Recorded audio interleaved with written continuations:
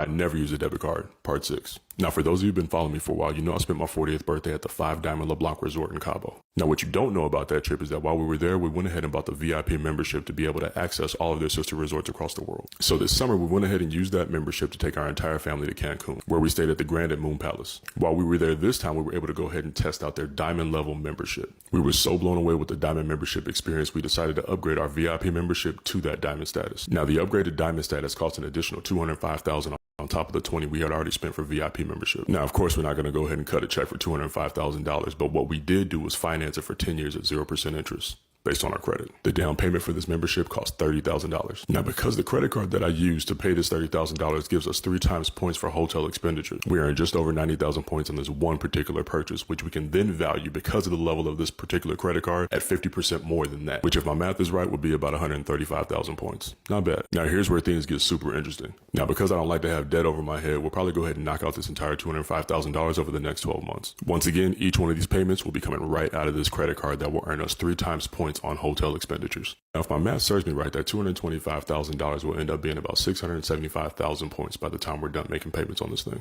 Because this particular credit card adds a 1.5% multiplier to any points that are used towards travel, that 675,000 points will end up being just over 1 million points. So for those of y'all who still don't understand why I use a credit card instead of my debit card, I just made $10,000 on a purchase that I was already going to make anyway, simply by swiping my credit card instead of my debit card. Now, there's going to be a bunch of you who leave comments talking about how much interest I'm going to pay on this purchase. Let me tell you why it doesn't matter. See, just like this $30,000 payment, every single payment that comes out of this credit card for this purchase will be paid off before the statement date, which means not only do I never accrue any interest, but the credit bureaus will never even see my utilization spike. See, we were going to make this purchase anyway, but by using my credit card instead of my debit card, I got a $10,000 discount on top of a few other perks as well. Follow for more tips that'll help you increase your credit scores.